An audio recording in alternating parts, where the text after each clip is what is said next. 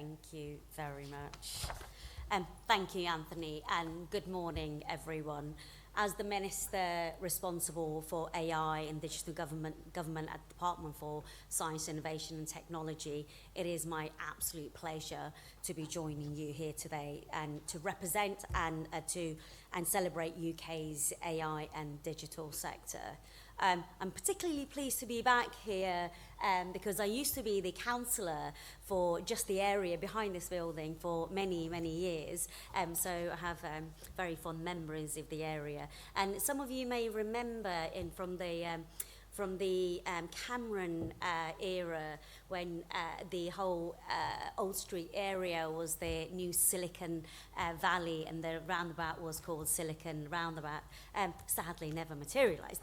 Anyhow, so going back to my speech, so the UK is home to many organisations at the forefront of driving innovation in AI, and we are committed to building AI. We are committed to building an AI sector that can scale and win globally, ensuring the conditions are right for global AI companies to want to call UK home. And to achieve this goal, this government is committed to work together with businesses to safeguard against risks and highlight and promote best practice in responsible AI. And as Anthony said, AI is at the heart of this government's plan to kickstart an era of economic growth, transform how we deliver public services and boost living standards for working people across our country. And rapid improvements in AI capabilities have made the once unimaginable possible, from providing new ways to identify and treat disease to conserving our wildlife.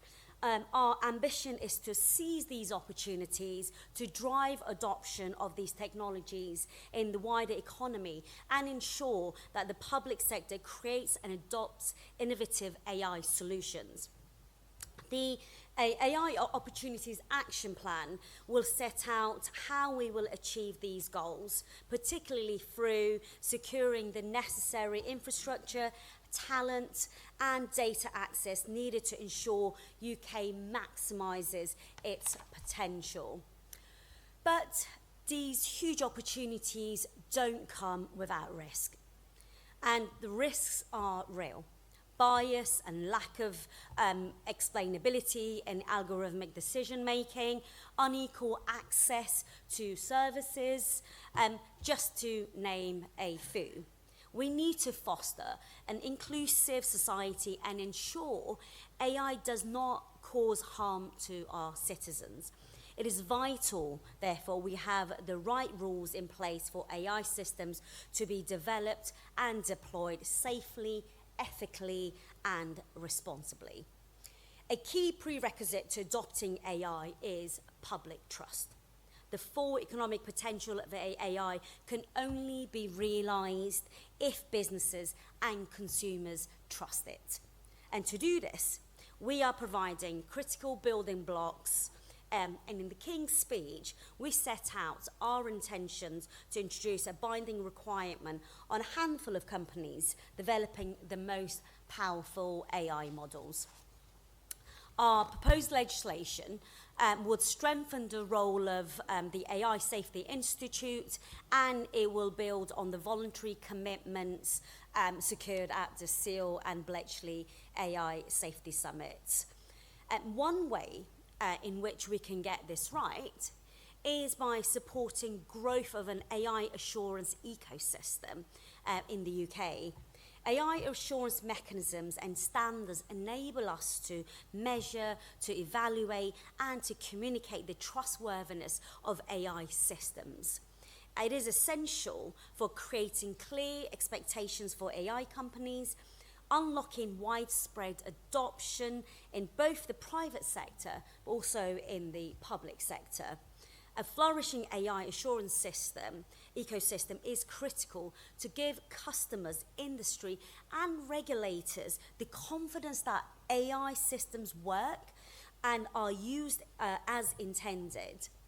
AI assurance is also an economic activity in its own right. the UK's mature AI assurance ecosystem for cybersecurity is worth nearly £4 billion to the UK economy. Can you imagine what the AI assurance sector could be? And to achieve this, DSIT, my department, is developing an AI governance essential toolkit to help startups and SMEs to better understand and implement AI governance frameworks. This suite of products will help to establish the building blocks for a more robust AI assurance ecosystem. And the first of these tools is AI Management Essentials, for which we just last month launched a public consultation. And after testing and consultation, we are considering embedding this self-assessment tool in government procurement framework, using this as a lever to drive the adoption of assurance techniques and standards in the private sector, but by creating a baseline requirement for government suppliers of AI products and services. The insight gathered from this self-assessment tool will additionally help public sector buyers make better and more informed procurement decisions when it comes to AI products. The tool will be especially useful for SMEs, and I encourage you to engage with the public consultation. If you haven't yet responded, please do respond. Please share your feedback with us before the end of January, so something to do over Christmas. Sorry about that.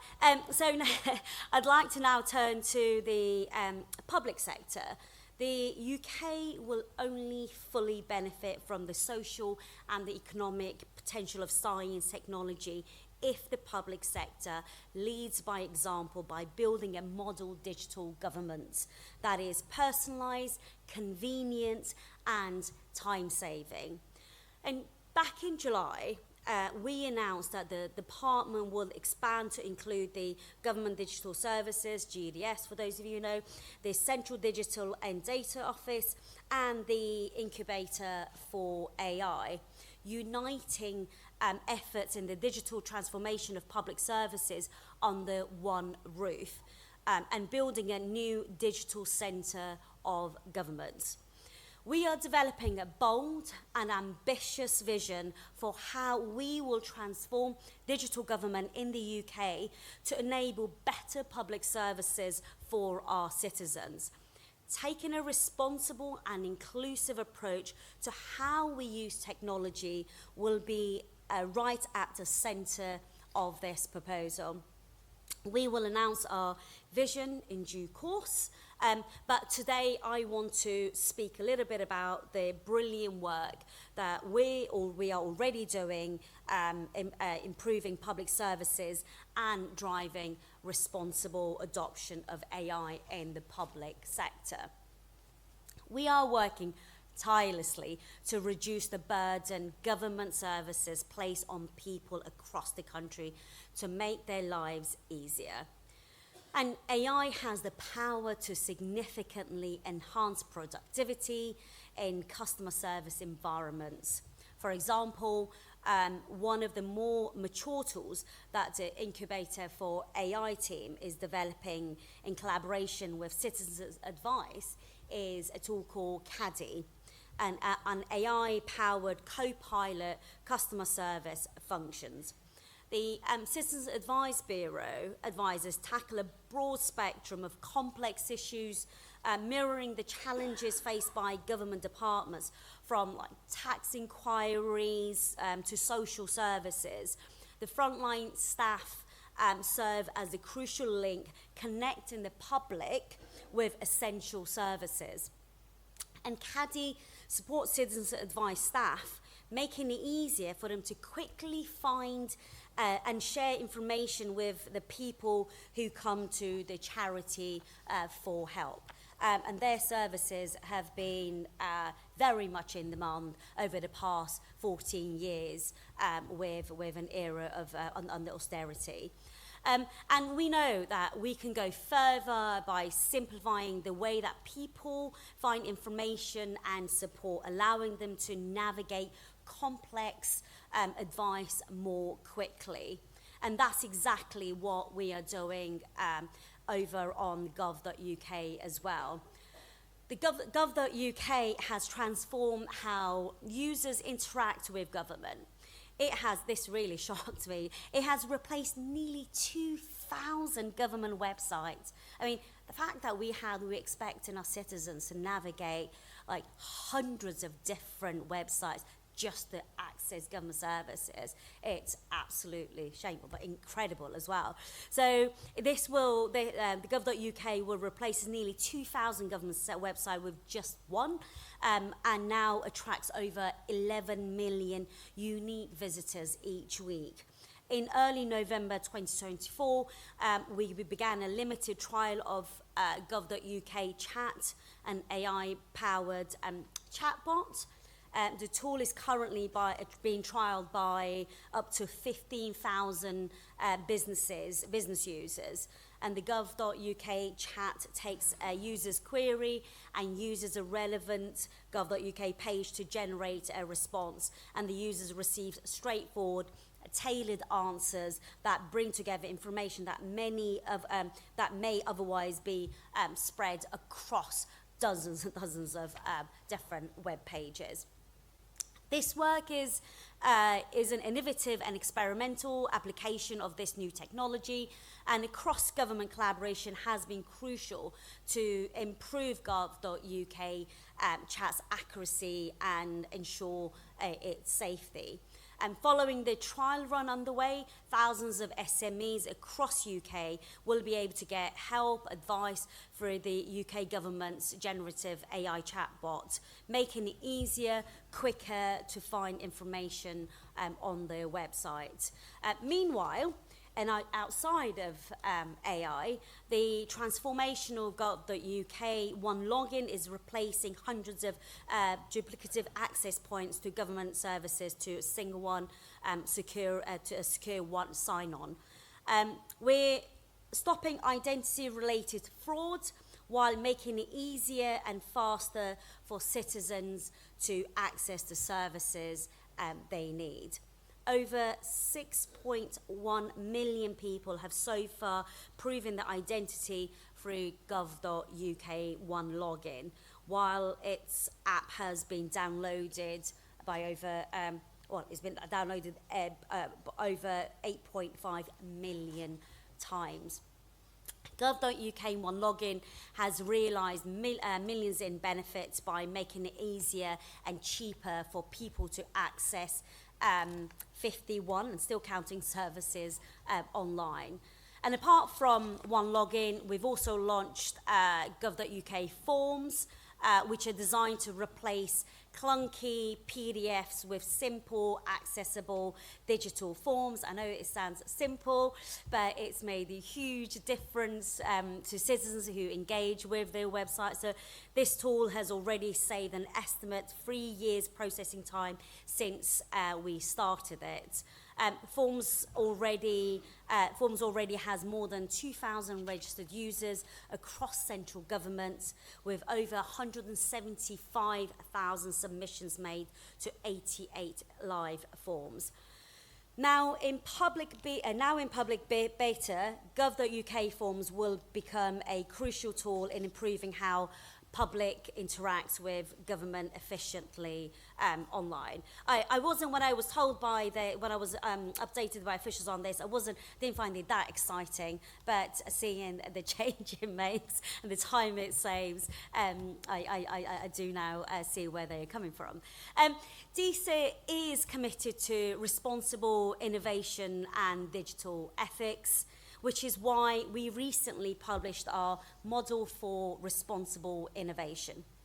The model is a cutting-edge, practical tool that the department uses to support public sector teams test how a specific use of AI will impact citizens and what needs to be done to make sure that it is used responsibly.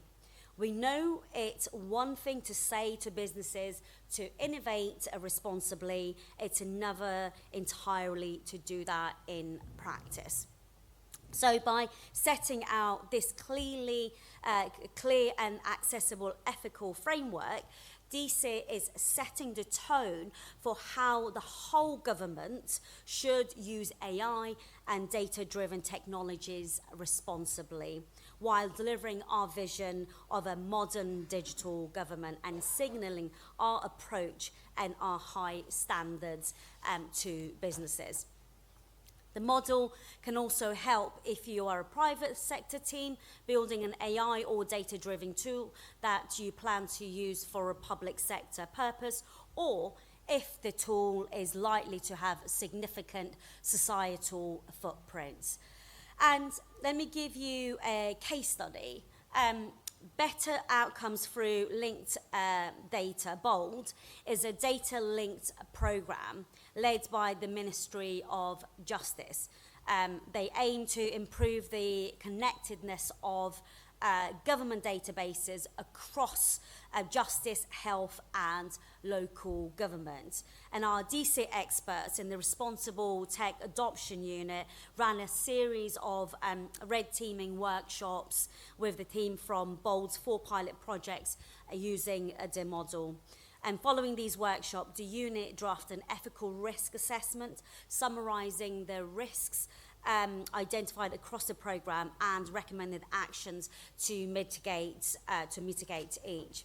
And as a result, BOLD team developed a new approach to governance and ethical risks, as well as taking steps to improve the documentation of their data set. So it is being put into practice already. I have gone on for far too long, so let me close by thanking you all for your commitment to AI and the tech sector. It is an absolute pleasure to be with you on this journey, and I look forward to working with all of you. And some of you I've already met over the past 4 months, and the rest of you I look forward to meeting in the coming days. And I hope we can work together to realise the potential of responsible adoption for our prosperity and well-being. Enjoy the rest of the day, and I hope it's a fruitful conversation. Thank you very much for having me.